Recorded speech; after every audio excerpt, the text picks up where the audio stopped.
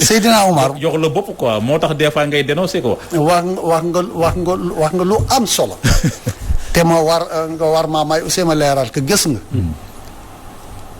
Aminata Mbengue sama yaay la sama xaritu yaay la. parce que sama yaay xaritu Mantoulaye Diène la woon.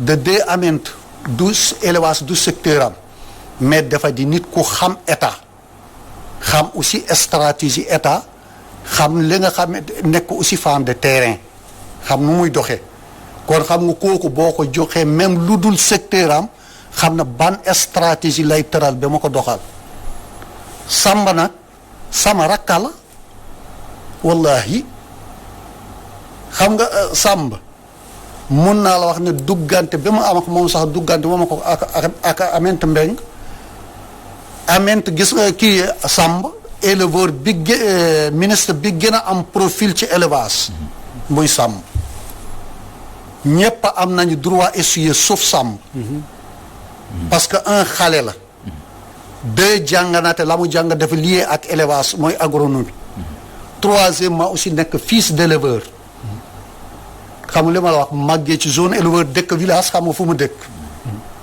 xam nga li ma la wax quatrièmement aussi yaru ci wetu politique parce que papam ancien président communauté rurale kon xam nga kooku xam na lu bay dégg nga ba ci topp it mooy mu xam nu nun xam suñu jikku lépp fu ñuy waxee yépp moo xam na ko dégg nga loolu man li may wax noonu du dénoncer du samba du problème ci li may jote rek par benn ci agent yi la ci agent yi lay jote par benn état yi ñuy envoyé ci région yi pour contrôler non c'est que agent yi ay fonctionnaires de l'état lañu yoo xam ni dañoo représenter seen ministère ci secteur bi au niveau régional départemental wala comme service élevage ak yooyu service élevage loolu xam nga parfois nag ñun dañuy def suñu réunion wala ñu def dara ba pare ñu aussi ñu ñëw dugg ci suñu mbiru politique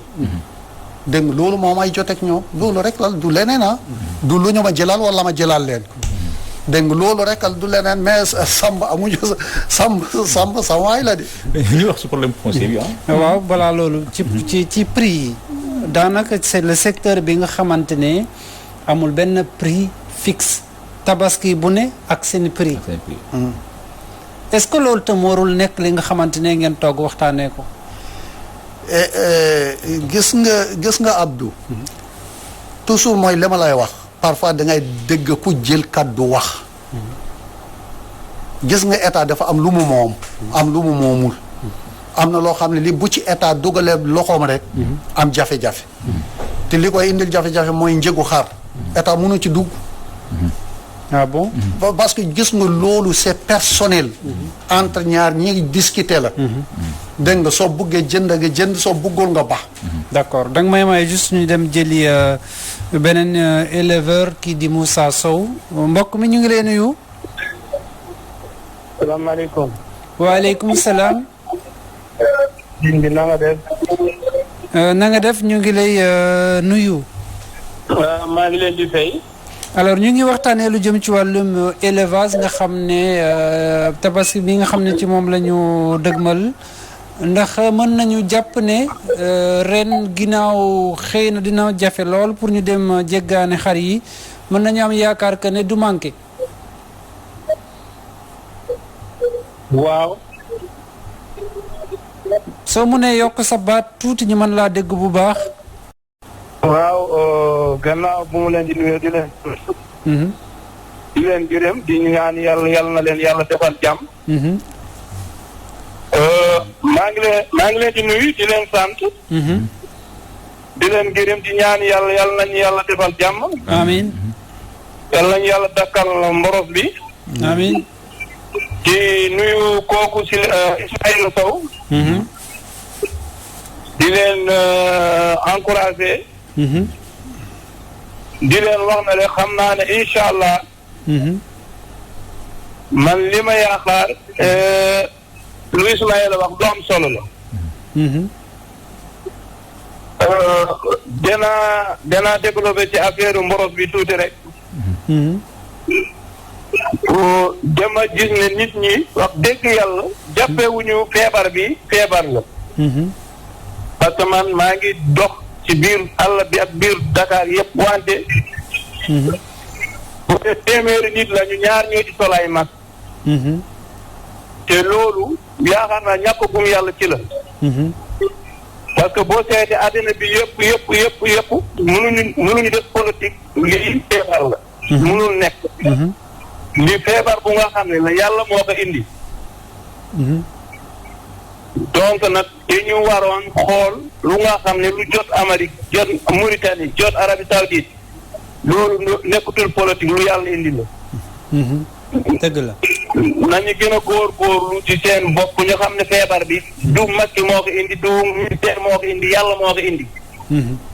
ku ci feebar tamit sa bopp nga koy def ak sa famille. waaw bu ko defee nag léegi man damay laal ci affaire élevage bi tuuti. affaire élevage bi gum naa ne xar dana am wante du nuñ ko yaakaare. parce que xam nga lu tax loolu. waaw. ñu nga xam ne ñoo yore affaire suuf bi ñoom ñoo jógul sàmm bi seen gidd. ñi yore. ñu yore affaire suuf Sénégal. waaw. ñoom ñoo jógul sàmm yi seen gidd amul benn soo dem ci àddina muy meer muy feneen mu lay mën a jox juróomi mètre fi nga sàmmee xar nu amul. ah bon. te beneen doomi aadama bu jógee beneen réew bu ñëwee ñu dagg kilomètre wante sàmm bu yore xaram pour mu am benn état pour mu sàmmee xar mënu ko am. wante nag ñu ngi sant suñu ministère Fama Ndiobène Ka. parce que man gum naa ne jéego bu ñuy def incha allah dinañ am xar. bu ñu tabaske incha allah wante dama ñaax client yi. nañu teel a jënd. parce que nga gàtt sa ñaari téeméeri xar. Tamba indi ko Dakar. nga koy compte saabu 7 000 6 000. nga bëgg xar bi yomb loolu du mun a nekk. saabu di fal nga jënd ko 8 000 7 500 nga bëgg xar bi yomb du mun a nekk dama ñaax client yi. ñu dem jënd xeex boo ñu naree màggare ñu jëm indi yeneen xar yu nekk ci àll bi mën a ñëw parce que bu dul loolu kenn du yor ñaari téeméeri xar indi ko fii di ko jox ngooñ di ko jox ripaas di ko jox ndox bu mu jënd ba mu def ñaari fan ñu bëgg a jënd bu mu jeexee dootuñu mën a jëggaane yeneen xar yu nekk ci àll bi indi ko wante man bum naa ni incha allah organisation yi ñu ngi def lu ñu mun man démb laa jógee Tamba jaar ak la wante xar am na. te ministère bi macha allah jàppale na organisation yëpp. kan ministère Sénégal am xam. donc li may wax rek Ismaël moom macha allah ku jàmbaar la. d'accord ñooñu ñu nga xam ne tamit ñoom Arouna Gala Diallo xam naa ne daal incha allah dinañ def lu ñu mun pour xam xar yi am. incha allah en tout cas daal maa ngi leen di gërëm Walfadjri di ñaax tamit. ñoo nga xam ne ñoom ñoo vétérinaire ñu nekkal ci àll bi ñu xoolaat seen liggéey. d'accord. liggéey bi des na lu bari. d'accord. maa ngi leen di sant di leen gërëm di ñaan yàlla Ismaïla moomu ak yow moomu. ñooñu waa Walfadjri wax dëgg yàlla. ñu ngi def ci jéego Sénégal jéego bu am solo. d'accord merci beaucoup. jaaraam. jërëjëf jaaraam jërëjëf Moussa Sow nekk éleveur jërëjëf waaw jërëjëf Moussa Sow nekk éleveur ci li mu wax nekk aussi conseil économique social et environnemental conseil économique social et environnemental mu ne wóorut ndax xar yi dana doy waaye lenn li nga xamante ne itam wax na ko mu am solo mooy que ne ña nga xam ne ñoom ñoo yore suuf si defuñu la ñu war laata ñu ñëw ci foncier plus précisément ñu ngi woon sànq ci prix yi lan moo waral mënuñoo fexe ba stabiliser ko nu xam. merci d'abord maa ngi nuyu honorable Moussa Sissamb nekk sama collègue conseil économique social et environnemental nekk aussi président organisation ABJES di wax aussi li ma wax dëgg yàlla ci xam-xam la ko teg. parce que dafa nekk sur le terrain aussi dund affaire yi. xam lu bari. xam lu bari gis nga prix bi ñoo ngi ko doon wax sànq ci gàttaa rek. mooy ñun suñu xar yi nga xam ne xaru caawa la yooyu dañu leen di xont bariwul xar bu ci yegg ci 100,000 te boo seetee aussi wax dëgg yàlla xar bu yeggul 100,000 nga seet la ñu ci war a fere jar na njëgam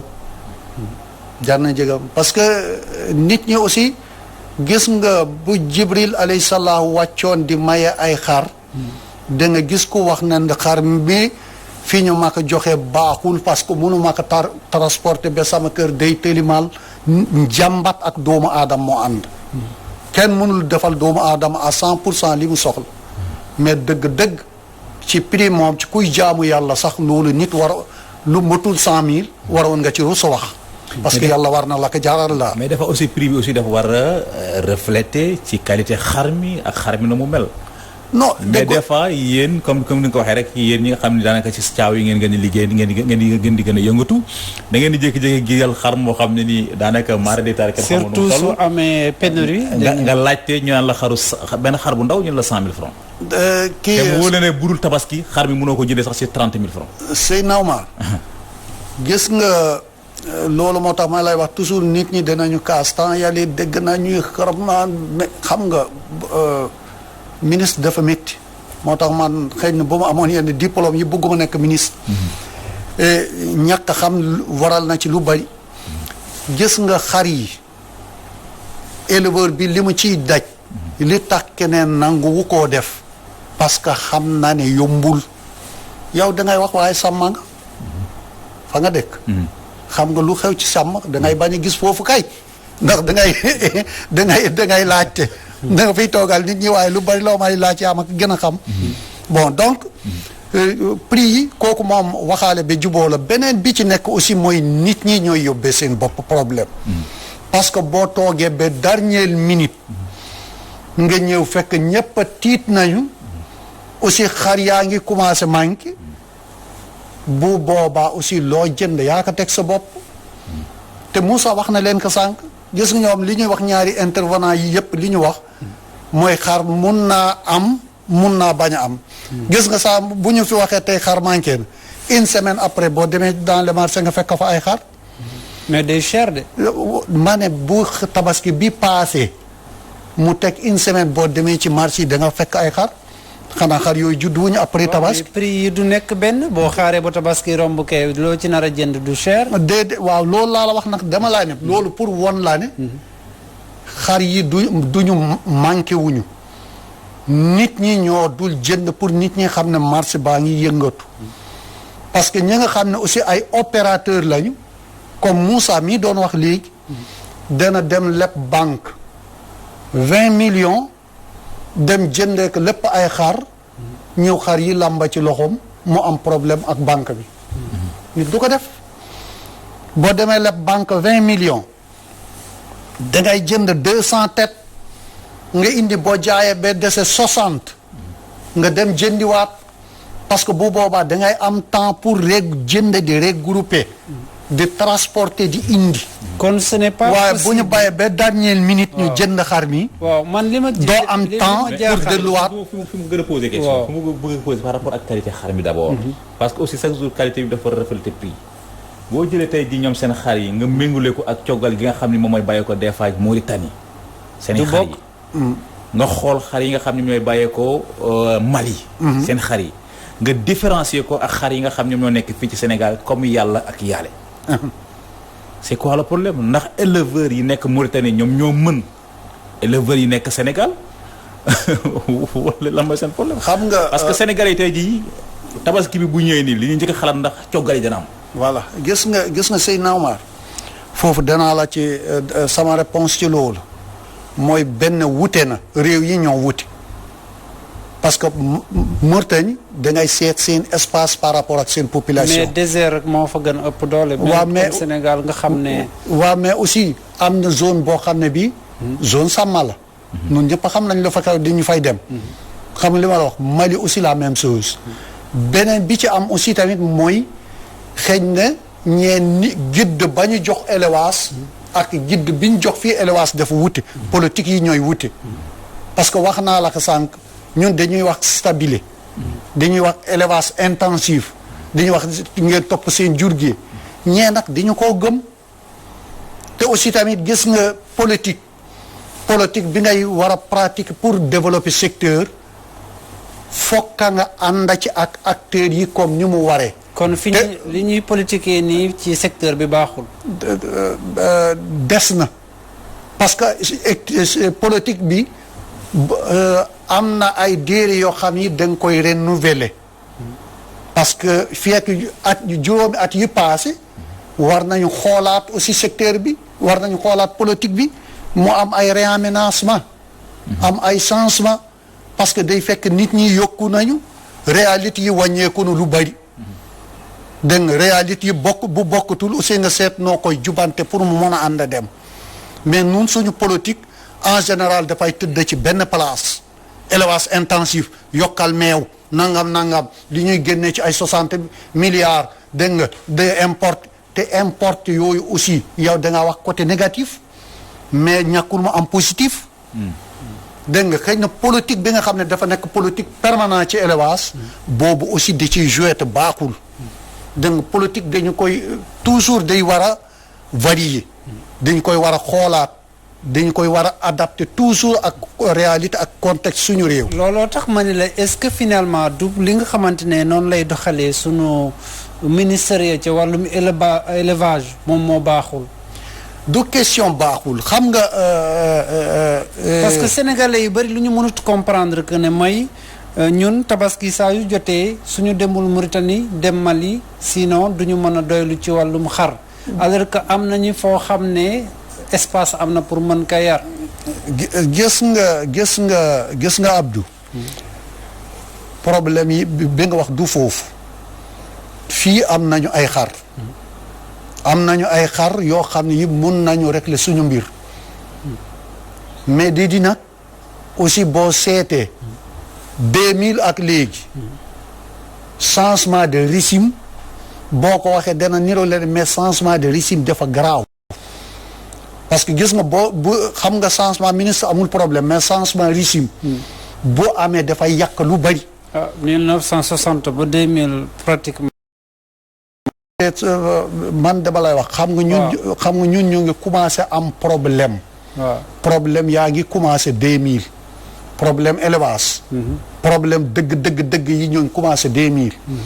dégg nga te problème yi ni mu commencé 2000 mooy population yi màggana nit ñi ni ñuy pratiquer ci suuf si baaxul ak yeneen yi nga xam ne dañu koy doxalee di yàq mbéy di yàq càmm. dégg nga problème yi foofu la commencé te gis nga changement régime boo amee lépp mooy changé. ba pare aussi politique bi dafay yàqate gis nga noo ngi ci aussi ci yeneen danger li ñu tuddee démocratie.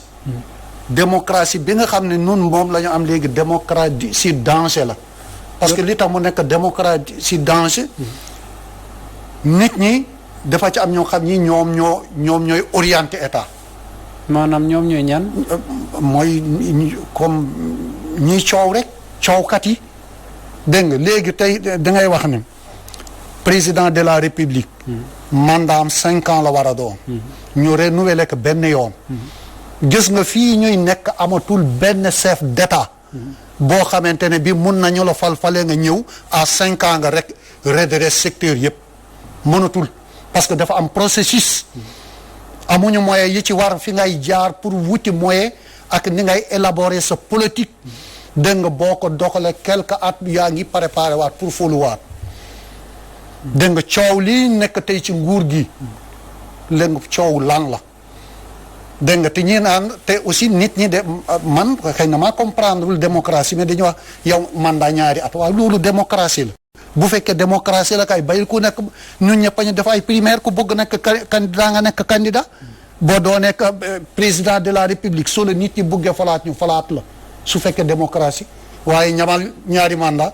nga abal kee tamit mu ñam dégg nga ci situation bi ñu nekk ci ay réew yoo xam ni pour nga defar élevage am na loo war a jëkk a defar yaa ngi war a régler problème suuf yaa ngi war a régler problème xaalis yaa ngi war a régler problème ndox soog a jublu nag ci secteur élevage ba pare aussi nit ñi tamit ñu am li ñu tuddee homme d'affaires gis nga homme d'affaires dara ginu koo dangereux. justement parce que. dégg nga homme d'affaires mooy koo xam ne kii du ñàkk du sonn du liggéey te day mooy ëpp am ñiy liggéey. voilà loolu nag nga nanguwul reconnaître que ne moom moo tax prix yi kenn mënu koy stabiliser parce que sànq yaa ngi koy wax que ne am na des opérateurs privés yi nga xamante ne ñoom ñooy dem di lebi ci xaalis ñëw jënd andi seen xar ñooñu du ñu nangu yenn waxaale yi. Abdou mul sonn na ci prix yi xam nga li tax ma ne la mul sonn na ci prix yi.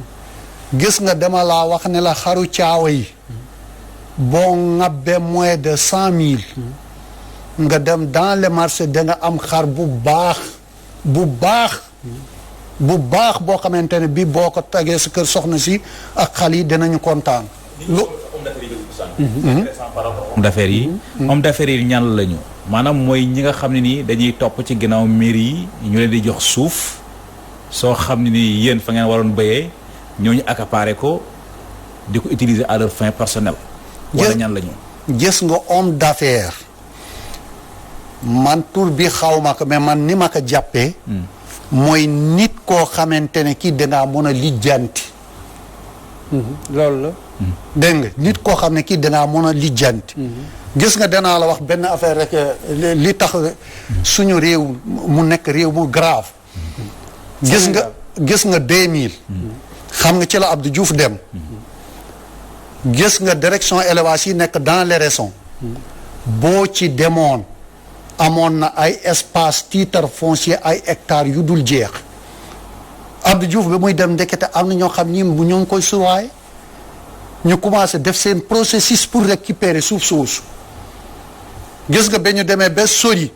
ñu jël ci lu bari nit ñi yëg ko ñu commencé di yuuxu ñu teg ci suuf. président Macky Sall ba muy ñëw avant ñooñu di toog ba xam lu xew gaa yi profité jëkkale li ci des. ñan ñoo profité. ay nit la doo xam parce que xam nga lu tax. nit ñi gis nga tey Thiès gii ñu dëkk ñun. service élevage ba fa nekk. mais li ngay wax du jamono Abdoulaye Wade. li nga xamante ne xew na fii jamono déglu rek yow kay su fekkee lu leer nga bëgg rek. déglu tuuti rek. gis nga foofu.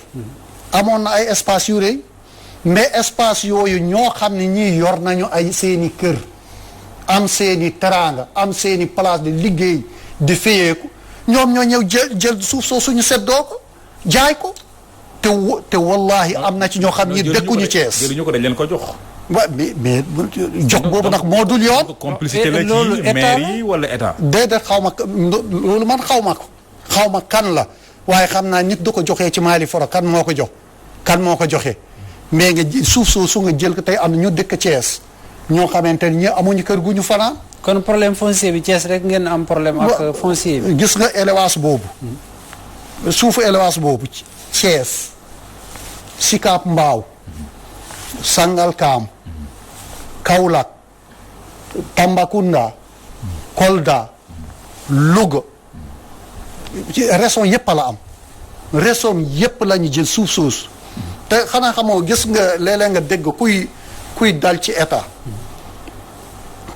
état dal ci président de la république te fekk kiy dal ci moom nit ñi dañu politiciens yi la ñu koy jiiñ mais du politiciens yi. ñan la parce que gis nga état défendrul boppam état mooy rey boppam. ah est-ce que waaw ci naka. état mooy rey boppam parce que xam nga lu tax. à sein de l'état ki muy défendre mooy collègue am waaye du défendre état parce que su fekkoonte ne état ngay défendre yow boo nekkee responsable wala nga nekk chef. sa agent bu defee naka su dul noonu da nga koy delloosi dans l'ordre. da nga koy delloosi dans l'ordre waaye léegi yow da ngay nekk chef sa agent tooñ ba pare nga koy jéem a couvrir. solidarité de corps quoi. waaw solidarité boobu nag moo baaxul gis nga réew tubaab yi ñuy wax naan dañuy roy ci ñoom. dañoo respecté ay respect mutuel moo fa am. dégg nga mais yow boo nekkee chef ba pare sa agent def loo xam ne li wóor na laa ne du dëgg. nit wax la nga ne waaye nag den commencé indi ay galgal loolu du défendre état. xanaa xamoo ma wax la rek ci lu gàtt.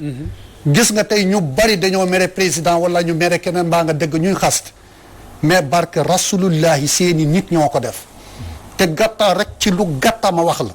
gis nga 2000 Abdou Diouf ba muy jëkk daanu dañu ko gagné Linguère te la mu fa dugal ci aliment de bétail di jàppale nit ñi kenn mënul wax nu mu toll Ablaye Wade xam nga ne du ñàkk dimbali sénégalais yi ñoo ko daane te gis nga ba muy daan ji bokkaan dem ci yàlla Aliou Dia Habib Sy ñii ñëpp ñu nekk département de Linguère ay ñoom Samba Ndiobène ak ñoom Aly Ngouille Ndiaye dóor leen xam nga ni population la koy merloo mooy doomu buur ba toog di leen teg ay méttital te kenn du ci wax boo waxee ñu bugga ko couvrir loolu moo dul yoon loolu moo baaxul xam gis nga lu bari ay coow yi wax ne ay politiciens yooyu du daal tey la gën a wullee ñaay ci régime bi fi nga xamante ne moo fi nekk coow li suuf si xoolal gis nga danaa la wax benn affaire gis nga ministre wala député wala directeur général ñooñu ki nekk président de la république bu ko nekkatul ñoom ñu jóge fa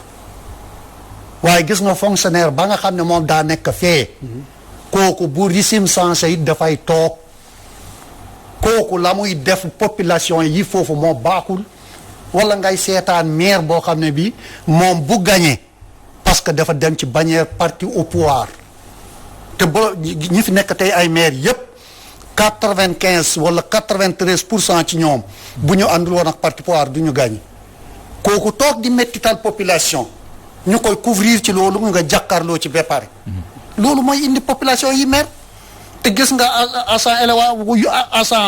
agent de l'état wala yu dem noonu bu ñu defee bu ñu mettitalee population yi du ñu ko mere de état la ñuy mere parce que dañu naan dañu koo dooleel xoolal li ñuy def ñi kay nañ fi jóge nangam ak nangam te lii leen waroon nit bu defee naka sudul noonu dañ koy rappeler dans l'ordre bu teguwul ci yoon nga wax kilifa mu sanctionné ko affecté ko. kon jàpp nga ni ci wàllu googu le président Macky Sall xaw na saggan tuuti. mais loolu du Macky Sall man du ma wax Macky Sall parce que dama laa ne état foofu la état sàggane état mooy rey boppam waaye yow wóor na la ne man xam naa Macky Sall Abdoulaye Wade lu Abdou Diouf doon def de ko multiplier ñëpp xam nañ ne Abdoulaye Wade liggéey na li mu fi def kenn ku bët moo ciy teg ak loxo Macky Sall mi ba mu ñëwee ñëpp xam nañu ne ni mu remplacer Abdoulaye Wade dafa def continuité de l'état dafa réaliser dëgg am liggéey. d'accord dégg nga taxaw nit ñi aussi ci mbas mi li kay sax génne 1000 milliards kan moo ko fi mos a def. d'accord dinañ ñëw ci loolu en tout cas. Omar Kayre mu ne ci ligne bi mais li nga wax nii moom foofu ñu ànd ak sunu correspondant foofu la ca Louga Omar Kayre ñu ngi lay nuyu. maa ngi leen di nuyu Abdou Diouf maa ngi nuyu ñëpp ñu nekk ci plateau bi. laata ñu xool ba xam ndax am nga xar ñu xool rek situation virologique Covid 19 bi fii ci Sénégal rawatina foofu la ca Louga. waaw fii ci Louga yaakaar naa depuis bi nga xamee ni cas yi nekkoon fii dañu nekkoon diggante Daaru Musti ak lu Kokki bi ñu jeexee ba léegi ñaari cas yooyu bi ñu jeexee ba léegi.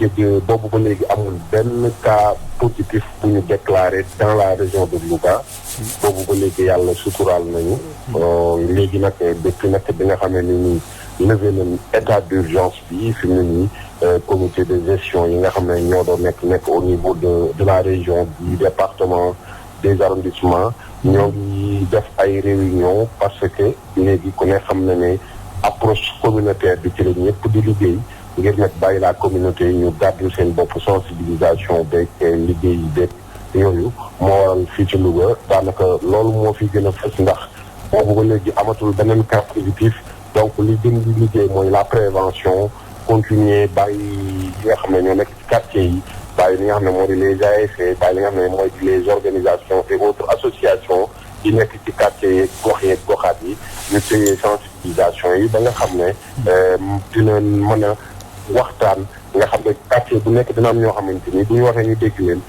rawatina ci sol masque yeeg yooyu respecter distanciation physique yi yaakaar naa loolu moo gën a fës Louga seulement leneen li nga xam ne moom lañ fi préciser mooy dañu dégg ci information yu ñu jot ne comité régional de gestion bi ñoom dañu nekk instant bi ci recherche ay fonds ngir xool ndaka nañuy defee sensibilisation yeeg yooyu mais dafa am nit ñi jàpp ne fonds yooyu ñoo ñu ko gàddu ñoom dañ ko war a yóbbuwaat ci quartier yeeg goxaat yi ñoom ñu defal ko seen bopp defal seen bopp seen ay sensibilisation defal seen ay bopp seen ay waxtaan ngir aar nit ñi ndax comité régional yi defoon nañ ñu war a def ba pare su mel ne communauté bi ci boppam la ñu war a ay moom mu doxal.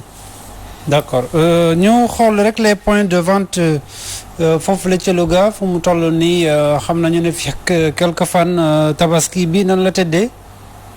waaw point de vente yi fii bu dee ci commune bu Louga am nañu ñetti point de vente ku ne dégg na marché bu mag boobu ñu tuddee Marbat am na marché boo xamante ni également mi ngi nekk ci fii ci Coxna ak beneen point de vente bi nga xam ne mi ngi nekk Raayba point de vente yooyu yëpp nag ñu ngi commencé ndànk-ndànk xar yi ñoo ngi ñëw ndànk-ndànk mais Louga boo seetloo problème mu xar la plupart du fi am problème yooyu ndax dëkk la boo xamante ni daanaka ñëpp dañuy yar waral bu njaay mi sax dañuy gis gars yi dañuy génne seeni xar di ko indi ci marché yeeg yooyu mais nag xar la yoo xamante ni du nekk à la portée de tout le monde waral nag xar yi ñuy xaar mooy xar yi nga xam ne moo daan jugee faneen ak faneen bu dee ci département bi 14 points de vente nekk na fi moo nekk ci la plupart ci marché hebdomadaire yi bi ci gën a mag te dinaa moom xam na ko mu di buy mbëtt marché bu mag la boo xamante ni xar yu bari ñoo fa daan wàcc ba Dakar ba Thiès ak yeneen région yëpp dafa daan ñëw ngir jënd si xar yóbbuwaat léegi nag problème bi mooy aliments yi éleveurs yi nee nañ aliment état bi subvention jox na leen ci ba mu doyee mais laaj bi mooy est-ce que li nga xam ne aliments yi jox na leen ko dimbalee nañ leen ko est-ce que dina feeñ ci njëgu xar yi nga xam ne moom la ñuy jaay loolu mooy laaj bu mag bi rawatina ren jii ñoo ngi wax problème mu xar ndax dina am ak du am yooyu yëpp fi mu ne nii moom la ñuy xaar marché bu bët également xam naa ne rush bi nga xam ne moo fay faral di am ngeen sax tabaski bi des na ay fan ci kanam ñàkk daal ci dikkaat waxtaan defaat évaluation waaye daal lu ñu mën di wax daal moo di point de vente yi instant bi ñoo ngi recevoir ay xar bu dee nag ci Louga yenn yi nga xam ne mën nañ ko faa seetlu muy jafe-jafe mooy la fa daan am daaw dee nag mooy problème mu courant et éclairage ba dafa daan des ndox dañ daan am problème mu approvisionnement en eau en même temps yooyu ak des fois sax ay toilettes publiques te loolu ku ne xam na ne ci point de vente yooyu daanaka bokk na ci liggéey la fa gën a nekk priorité ndax dafa am ñoo xamante ni bu tabaski gi day waaj bana muy jeexee fana nañ nekk te sécurité bi daf ci am solo ndax bu amul éclairage yooyu yëpp dañuy exposé wu ndox mi également bu manqué surtout ci jamonoy pandémie bi loolu ñoo xamante ni la bu baax. d'accord en tout cas merci beaucoup Oumar Kairé. waaw nit baal ma rek ma jaale suñu góor gi Alaaji Cheikh Dior Ngounta koy xam na relation bi mu amoon ak Walfadjri man mu nekkoon bàyyi ci man génn àdduna Kër Ngounta nekk ci département bu Louga di ko jaale waa Louga yëpp ndax góor la boo xamante ni daf daan liggéey ngir njabootam googu di Kër Ngounta mais daf daan liggéey pour Louga di ko ñaanal bu baax a baax yàlla xare ko ca àjjana yu gën a kawe di ko jaal Cheikh Niass moomu di ko jaal également Oustaz Assane Diouf wax dëgg yàlla nit ku baax la woon di ko jaal Seydina Omar moomu également nit ku baax la woon ñoo ngi koy ñaanal fa mu jëm dàq fuuf fi mu jóge. merci beaucoup Oumar Kairé ñu lay jaale yow tam au passage mi ngi noonu ñu. baax la woon amoon relation bu baax a baax daanaka ak kër gi. nit ki barki démb la génn àdduna yaakaar naa sax démb lañ ko jébal boromam nekkoon daal wax dëgg yàlla góor gu baax honnêtement fooy natt ku baax rek ba daje góor googu rek bu yeboo nga jàpp xam naa ne waa Géeja waaye moom rawatina ñi nga xam ne ñoo nekk côté stade Léopold Sédar Senghor moom tey ji am nañ leen métti rawatina waa njabootu Kunta ga nekk fële ci diwaanu Louga di ko jaale rek comme ni nga ko waxee di ko ñaanal yàlla wooy fa suuf si comme te xaaree ko ci aljanna gën a kawe te bu aljanna firdawsi dafa am lu ma bëgg a dellu si waat ci Ismaïla Sow c'est-à-dire que maa ngi lay dégg ngay kaas lu bare par rapport ak jafe-jafe yi nga xam yéen a ngi koy dund nga bëgg jël lépp daal di koy teg ci ndodd fonctionnaire état yi te fii bu ñu fi waxante dëgg dafa am koo xam ne ni moom lañ fi fal muy président de la république c'est-à-dire que munoo jël toor bi teg ko ci fonctionnaire état bi bëgg a ragg deru njiital réew Macky Sall loolu moo wax dëgg yàlla duñ ko nangu waaw loolu moom mënuñu ko nangu c'est que parce que luy njiig njaaga moom président Macky Sall mooy njaag mais pas les fonctionnaires de l'état merci gis nga Seydina Oumar nun ñëpp a xam nañu état ci kaw bi ci suuf naka lay doxee gis nga président de la république lu mu mënta jàng mënul jàng li mu war a jàng yépp mbas mi bi mu amee ñi jàng santé ñoom la ci waxal conseil bi ñu ko jox ak xalaat yi nga xam ne moom la ñu ko jox te mu examiner ko moom la ko appliqué xam nga ñun ñu ngi sant te waa santé yëpp septembre 2018 dama amoon fracture ci genou ma dem hôpital régional de Thiès ñëw naa fa 7 jours yoo xam ne yi may jaabante bind ordonnance sax defaluñu ma ko ba ma ñëwee léeg-léeg da ngay fekk ay nit du ma wax genre mais ñooy tiim ci seen WhatsApp. nekk ci téléphone yi waaw naan seen WhatsApp demal ci kee doo tegtal sax ki ngay dem mais man li ma man dama ne woon man bu ma yoree sama oto di dawal. bu ma rombee militaire wala gendarme wala policier wala kuy sant. dama koy yóbbaale mais boobu laa leen mere mais teewul bii liggéey bu rafet lañ ci def dama laa ne gis nga technicien li mu bëgg a def danaa la wax tey benn affaire gis nga boo demoon tey ci code forestier rek ma jox la foofu exemple. waa eaux et forêt ñoom ñoo defar code bi ànd ci ay technicien élevage ak yëpp. mais gis nga ba ñu génne code forestier bi tey code bi ni ñu koy appliquer baaxul parce que code bi du pour wut xaalis dañuy jàpp ay nit di leen sanctionner di leen daan ay daan yu métti. surtout éleveurs yi. waaw te éleveur boo doxoon tey ba tase ak fee benn eaux et forêt ci mbedd mi kooku fekk mu gis benn garab bu ñu yow dee nga dafa lay jàpp naan yaa ko def ba pare ñu daan la teg la xaalis bu bari nga fay ko wala yow nga ñëw ci man sama buntu kër man ma may la garab ma ne daggal parce que fii dafay baari fii léeg nangam buñ la fekkee ñu indil la problème ba nga fay te loolu waroon na bu ñuy defar code boobu ñu associer les éleveurs ñu waxtaan ñu seet conséquences yépp ñu waxtaanee lan la ñu war a aar parce que kan la ñu war a daan mooy ki dëgër bopp di jëfe loo xam ne lii du noonu mais sax mën nañ ko comprendre au début c'est-à-dire que bu ñu jëkkoon sax mën nañ comprendre ñuy kaas lu ne mel mais tey ji bu ñu waxante dëgg éleveurs yi ñu ngi ci instance yi point c'est-à-dire que fépp foo xam ne ay béréb li ñoo xam ne dañ fa war a jël ay décision bu ñu waxante dëgg ay éleveurs yaa nga fa yow misaal yaa ngi conseil économique social environnemental nga ne mais Moussa Sow aussi conseil économique social c'est normal pourquoi doo leen jël problème yooyu ngeen posé ko day waxtaanee ko jëm ci indi solution déggoo li ma la wax ma ne la code boobu bi ñu koy def fan laa ko yëgee mooy bi muy ñëw assemblée nationale foofu laa ko yëgee office de forage Riro bi ñu koy privatiser dégg nga ba ma koy yëg ba mu ñëwee assemblée nationale dema laa ne techniquement fa ñu koy waxee foofu la ñu war a associer nit ñi ñu waxtaane yenn mbir yi mais gars yi duñ ko def gis nga boo dee technicien li sa xel di màcc la ngay def yaa ngay def ci biir ak espace yaa nga ci doxal ci biir kenn du ko nand ku dul ka nga nekkal dégg nga ñun ñoo koy xam te gis nga fa ñuy décider foofu du ñu fa associé parce que dañu wax foofu technicien ñoo fa ko ci li ñuy gis ci àll bi am na ay éleveurs yoo xam ne waxuma ni ñëpp la mais dañuy topp di ci àll bi di gor rek di avancer di dem gis nga Abdou xoolal garab yi nekk ci àll bi ñun ñoo xam nga eaux et forêt salaire am la am moom day fiyee ko ba retraitam dem mu dem yoonam ñun nag dañ ca nekk permanent te garab yi nekk ci àll bi dañu ko war a waxtaanee parce que xam nga lu tax dafa am période de soudure boo xam ne bi boo amee dafa ci am ay garab ay guy ay mbul ay kadd ak nangam yooyu ñu ne mun nañu ko dagg mais bu ñuy dagg guy gi nii la ñu koy daggee mais période de tel mois au tel mois guy gu mel nangam aussi na nga ñëw ñu jox la autorisation comme xay yi nekk ci biir Thiès dañuy dal ci kaw ay fil courant boobu dagg mën na maas nit mbaa mu dal ci kër mu yàqu rey na fa nit dégg nga yu mel noonu nga wax nit ñu taaye ko xam nga yooyu bu fekkee waxtaan la dañu koy waxtaanee du garab yëpp la ñuy soxla parce que am na garab yoo xam ne jur du ko lekk da am na garab yoo xam ne yi nekkul feneen fii rek la nekk.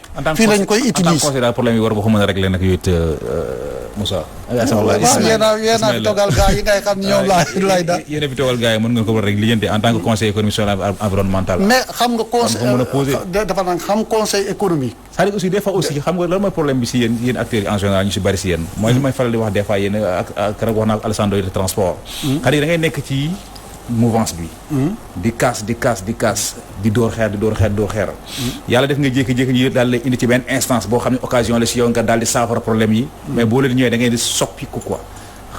discours yi dafay soppeeku. comme loolu moo tax des fois seen problème fa ñu voté loi bi ngay wax. assemblée la te am na ay députés yi nga xam ne. ay éleveurs càmm rek la ñu xam. gis nga Abdou. assemblée nationale.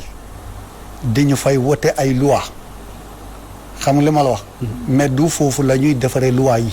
yéen da ngeen bëgg bokk ci ñu koy defaree ñoom dañuy wax rek defal naa nga dañuy bind rek. gis nga procès yi ñuy def. dafa bari fu muy jaar. bëgguma nekk di lim mais bu ñu ko defaree procès. techniciens yi ñoo koy defar après mu commencé yéeg jaar ci ay techniciens. bu jaaree ci ay techniciens ba yegga ci commission loi aussi ñaa fa nekk dañoo wute ay bëgg-bëgg. am na ci loo xam gis nga lay rey éleveur moo koy gis mais béykat bi du ko gis parce que bokkuñu bëgg-bëgg bokkuñu intérêt béykat bi moom suuf su mu moomal boppam la bëgg sàmmkat ci suuf su mu sàmm la soxla. waaw mais ci sàmm googu li ñu gën a faral di gis mooy que ne. yéen àll bi da ngeen di dem rek naan fii samay suuf maam la fii la ñu dëkkoon ak nangam te loolu nga xamante ne peut-être bokkul ci ni ñu seddalee suuf si tax na ba tey coowul suuf si ngay dégg yëpp ci loolu la. Abdou. mbul fàtte ne yow moyen de 200,000 kilomètres carrés suuf nga am. sa population dañu ne 1963 millions lañ. tey ñu ngi ci 16 millions et quelques. ñaar fukki at ñaata ngay am. te gis nga fi ma lay waxee tey bu am na ñoo xam ni bu ñu leen audité woon. ñu ngi denc suuf su bari ci seen gannaaw. ñoom ñooy ñan ay nit ay doomu aadama lañ yoo xam ni dañu fee nekk fii rek nga xam ni ñoo ñu ëpp peke ñoo la ëpp peke ëppam peke ëpp kii peke. maanaam des politiques des responsables xam nga politiciens yi. man.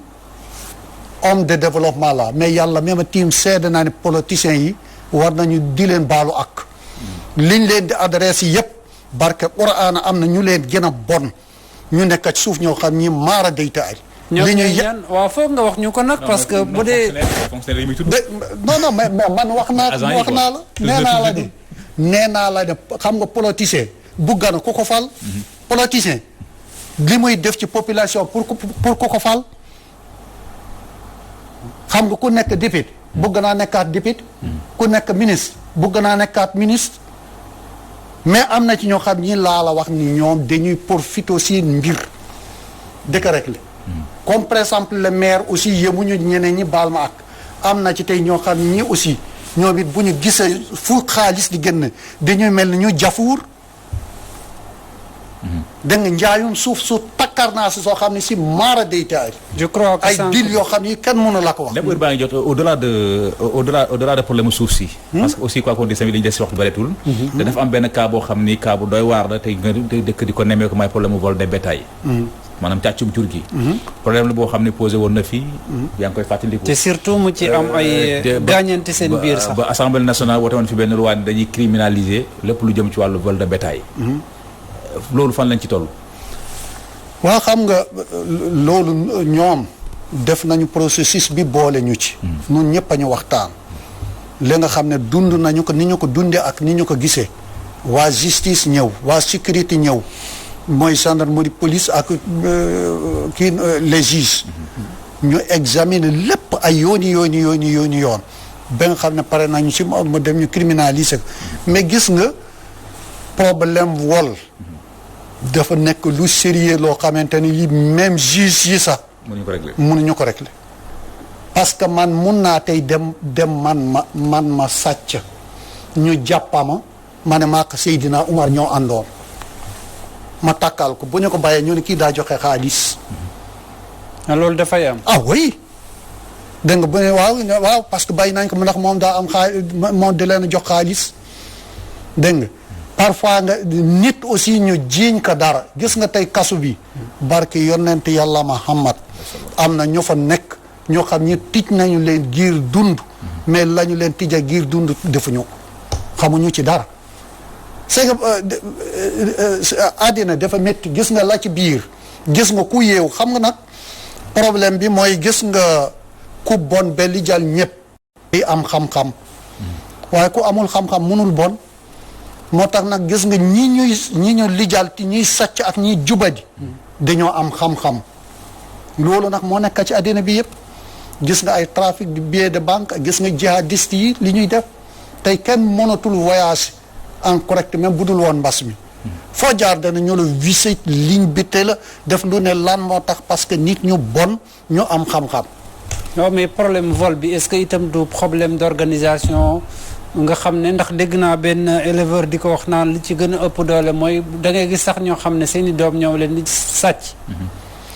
waaw xam nga sàcc moom da nga gis sax ku yore soxnaam soxna si di ko sàcc moom jeexal na wax façon sàcc bu ne am na.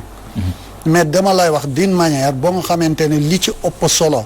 mooy sàcc moom juge yi sax ni ñu ko war a régler mënuñu ko noonu régler parce que nit ñi ñoo leen dul bàyyi ñu indépendant parfois aussi da ngay gis ñu sàccal nit au lieu que moom mu déclarer que ànd ak ñi ci am compétence wala comme police wala gendarmerie feete leen gannaaw mais tëb jéñ ko kenn au fond de choses ñooñu enquête ba ñu gis ñu du kii ñu bàyyi ko bu ñu ko bàyyi ñu naan waa da leen a neexal mais kat defoon nag day continuer di rey nit ñi loolu moo tax yu mel noonu aussi su amee nit ñi topp ak say boo ko waxee ñi nga ko war a wax aussi nga bay leen nag ñoom it ñu gëstu parce que bari na foo xam ne fii aussi ñoom dañu fiy daaneel ay réseaux yoo xam ni kenn foogu ko woon. mais am na des fois aussi population bi seen jëm boobu comme ni mu ko waxee sànq. c'est-à-dire que dafa mel ni que sàccante bi mu ngi am ci diggante ñoom famille bi. ñoom éleveurs yi. da ngay jékki-jékki maa ngi yow ñu bokk benn village. waaye mbuleen xam nga. wala ngay sama doomu bàjjen nga ñëw sàcc ma. mbuleen yàq suñu der xam nga. non supposition la parce que dañoo dégg ci ay éleveurs di ko wax. dama laa ne waaye man ne la gis ngeen fi ay kilifa yoo xam ni dañoo wax ne seen i doom sàcc na seen xaalis. waaw. gis ngeen fi ñoo xam ni dangay nekk waaye yow xam nga yooyu moom du ci élevage rek la am élevage moo ci gën a tuuti. mais di jubadi bi en général. nit ñi nañ dañoo war a seet nan la ñuy def pour ñu mun koo dindi. loolu nag ñëpp gis nga loolu mooy problème mbas mi. lan ngay proposer yow pour élevage bi. li may proposer pour élevage bi rek mooy que nit ñi bu amee lu xew nga wax ka ña nga ko war a wax. mais aussi ñu def proximité balaa ngay song kenn dinaan kii la dee ka deey ñi nga ko war a deey ñooñu gëstu bi ñu am preuve bu leer ñu nekk nit ñu joxe ku ñu daan ka daan bu dëgër su ko defee kooku feete côté. waaye ku su la nit yàqalee ba pare nga patam ba dal ci koo xam ne kii defoo ko. da nga kee continuer nekk ci gannaaw naan damaa am gàllaaj damaa def lii di def musiba loolu aussi du ndimbal. ci loolu la ñuy nemmeeku violence yi de le plus souvent. waaw parce que après day am fayonto day am après quoi. ma ne fayonto après dafay am quoi. mais dafa xam naa ne par rapport am na benn cadre bu ndaw rek moo bëgg a dugg. par rapport ak qualité par rapport ak mbay mi ak qualité gi. parce que dama mës a dégg benn vétérinaire. yaakaar naa c'est docteur Mamadou Touré moo ko mos a wax. mu ne Sénégal yàpp bi ñu fiy jëfandikoo saa su nekk baaxul.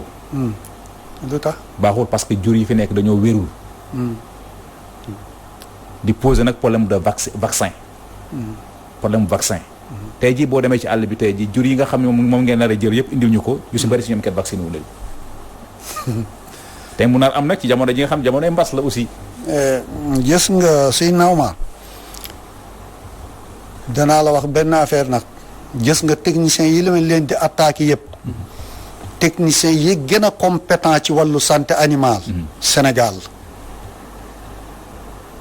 Sénégal moo fi gën a xarañ ci wàllu wér-gu-yaramu jur gis nga tey li tax ñun ñuy am maladie yi di ñëw nii ay accords yi am au niveau des UEMOA et CEDEAO muy am va et vient jur yi waaye bu doon Sénégal dongal bari na ay maladies yu fi disparaître yoo xam ni amatu fi woon da nga ci côté boobu moom dañu cee am ay gars yu xarañ ci côté boobu dégg nga mais déedi nag accord yi am ci diggante monde bi léegi sax mun naa wax demalante bi ak dëkkalante bi moo tax aussi pour que parce que gis nga nun mbas mi ñuy jooy tey fan la jóge du siin xoolal fu mu jaar bi egsi fii dégg nga comme noonu loolu rek moo am aussi ci jur yi mais bu fekkoonte ne Sénégal donga la ci côté boobu moom très sincèrement wóolu naa fa suñu gars yi. waaw problème bi mooy vaccin yi mooy éleveurs yi du ñu nangoo vacciner seen i jur. waaye loolu ay wax la rek.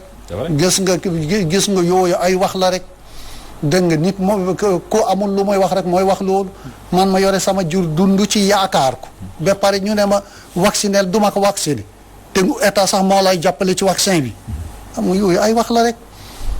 dégg nga ay wax la rek loolu moom très sincèrement nit ñi dañuy wax rek. c'est que moom dafa bëgg a rag éleveurs yi. déedéet non yàlla tere. takkal fonctionnaire yi déedéet mais c'est que gis nga. barke Qur'an fonctionnaire yi waxuma lépp sax billahi am na yoo xam ni nit mënu ko wax ci rajo. dégg nga c'est que fonctionnaire yi aussi condamné wuma leen dara. lu dul yow boo ne xoolal. kuy def nag gis nga li ñuy si mere état ñoom la yi ñuy def xoolal boo nekkee seefu nit bu ñu la ne diw nangam ak nangam nga gistu nga li muy def loo koy jéem a couvrir waaye nag kii na déedéet rappeler que dans l'ordre loolu mooy doxaa réew tubaab yi ñuy roy noonu donga la am loi de ko respecte waaye boo buggee ku nekk couvrir boppam mënuloo ko dara parce que kii fonctionnaire bi ci la fonctionnaire Sénégal dégg nga nit bu defee lu mu warul def kilifaam da ko war a rappeler dans l'ordre parce que bu fekkee am na lu nit def ministre gestu nanga wax nanga ministre bi du ko woo sax. gouverneur lay woo gouverneur seetaan na nanga wax nanga. bu fekkee kii loolu ñu rappeler que dans l'ordre. mais fii gis nañu ñoo xam ne dañu naan def na lii waaye bu ñu defee nomination yenn yi sax nga fekk leen fu gën a kawe. ma ne munoo wax ne loolu du responsabilité chef de l'État. man de yàlla même a tiim seede naa ne gis nga danaa la wax nag benn affaire gis nga ndomba tànk yema porté yëpp amu ci benn boo xam ne bii nguur jox na ma non du yow ci cadre waaw dama lay expliquer non pour wax la rek pour loolu pour leeralal la li may wax du question neexal kenn ndax éleveurs yi ñoo ma fal boobee ñoo ma fal ñoo toog ñu wote par wax secret ñoom Moussa ñi ñëpp fekk nañ ñu proposé ma conseil économique président accepté ko kon xam nga man bu may wax damay wax ak liberté mais man damaa xam ne ñu fal Macky Sall mu nekk président de la République mu jiite mais lan lay am ci lor nit ñi. d'accord rapidement ñaata lañ leen jox pour force Covid 19 bi yéen éleveurs yi ci 1000 milliards yi. am nañu daal 3 milliards pour aliment de bétail. aliment de bétail. way amaat na aussi tamit dundu nit ñi ñun ñëpp a ñu bokk ci. am na aussi jàppale ci ay facture courant ak électricité. ñooñu aussi loo xam ne bokkul ak lu jëm ci askan wi de façon générale. non dama ba yow kay déglul dama laa ne. li ñu joxe tamit jëm ci wàllu courant ak ndox. ñekk yeeyoo ci ñun te ñu am facture bokk nañu ci.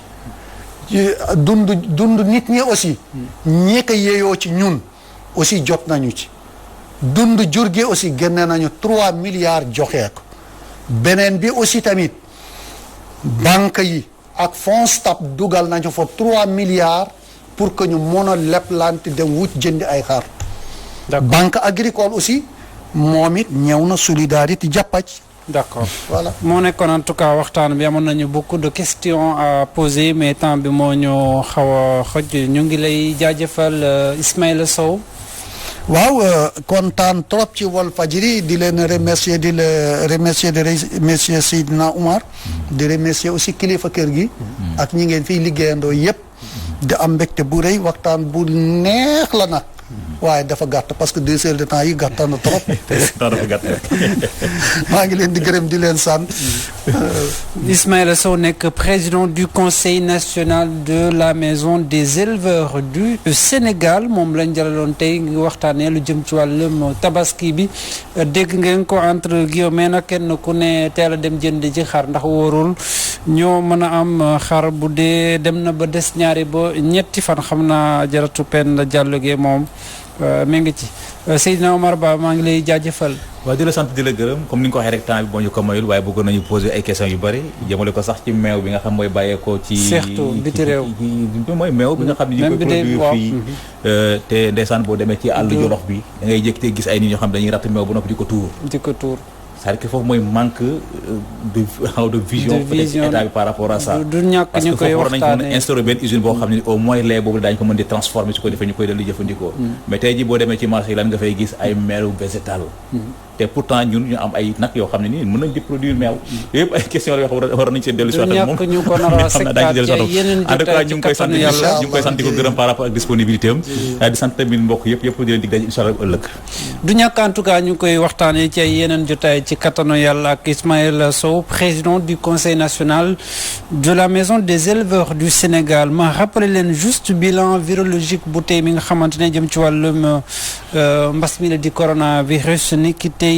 8 juillet 2020 lu jëm ci wàllum test yi toll ci 786 tests réalisés ñi nga xam ne ñoom ñoo am mbas mi le toll ci 110 positifs ñoom nag 87 yi contacts suivis par les services du ministère de la santé et de l'action sociale 23 issus de la transmission communautaire maanaam ñi nga xam ne xamuñu fan la ñu jëlee mbas mi 74 ñoom ñoo wér ñibbi seen kër 37 ñoom ñoo tëdd lalu Sowétas ñu ngi leen di ñaanal ñu wér ña nga xam ne itam ñàkk nañ seen bakken toll ci juróomi ñeenti doomu aadama ñu ñaanal leen suuf woyof seen kaw niki tey mën nañu jàpp ne li ko dalee 2 mars ba fu mu toll nii enregistré nañ lu toll ci 7657 cas positifs au coronavirus Covid-19 ña nga xamante ne nag wér nañu toll ci 5097 ña nga xam ne décédé nañu 141 la ñu daanaka depuis le début du mois de juin mbir mi ma ngay yokk saa su ne ña nga xam ne ñu ngi tëdd ci sous traitement ñu ngi toll ci 18 patients kon mooy bilan virologique bu ministère de la santé et de l'action sociale niki tey 8 juillet 2020 di leen jaajëfal ci ànd bi ngeen ànd ak seen programme Walf TV di leen dig daje ëllëg ci ay yeneen jotaay ci kattanu yàlla ñu yendu ko jàmm